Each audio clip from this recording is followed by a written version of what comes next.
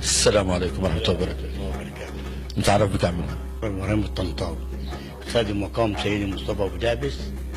احكي لنا عن تاريخ الاثر وتاريخ انا دلوقتي انا كنت مستلم من ابويا اللي كان يعرف. انا بقى مستلم ابويا متوفى، انا استلمت. ايه الطقوس اللي بتتم هنا في تاريخ احياء الذكرى؟ المولد يعني بنعمل له حضارات كل يوم خميس، ما كانش فيه موالد بره بنعمل يوم الخميس. والمولد بتاعه بيبقى ثالث يوم العيد الكبير وثاني ورابع يوم بنعمل له يعني مولد هنا رسمي. بيجي ناس من اماكن مختلفه؟ من مصر ومن الصعيد ومن السوق ومن طنطا، كله بنبعت جوابات وبيجوا. مين اللي بيصرف على الاثر؟ انا بقدر عليه، ولاد الحلال برضو اللي بتبرع بتبرع.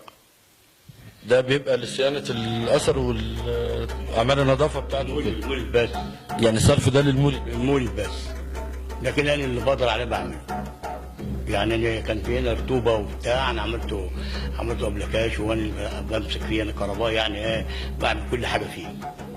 مفيش حد بيساعدك انت؟ لا، اللي جه واحد واحنا بنشتغل اللي يدفعه اي حاجه.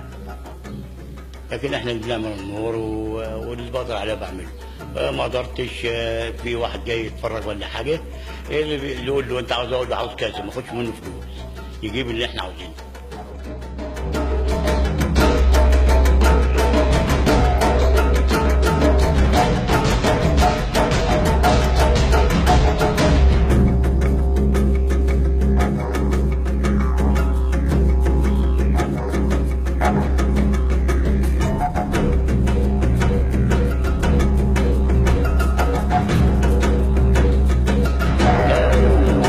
بيفحت ما يقدرش يوصل هنا خالص، عشان المقام بتاع ابو دعبس، وهنا ما فيش دهب ولا في اي حاجه، مش هيوصلوا ولا هيلاقوا حاجه، وهو ما فيش حاجه هنا.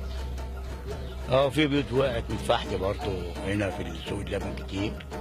هو حصل منهم في شارع شريف هنا، ما اعرفش عملوا معاهم ايه، وخدوهم وردموا الحاجه.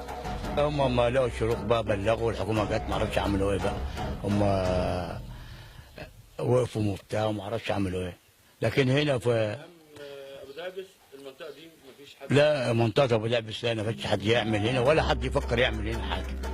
لا، في ناس يقولوا بيفحتوا هنا وعاوزين يخشوا على ابو دعبس، بس ما عرفوش يخشوا، عشان ابو دعبس هنا ما فيش حاجه فيه، ولا حد يقدر يخش عنده، بيوقفوا ابو دعبس.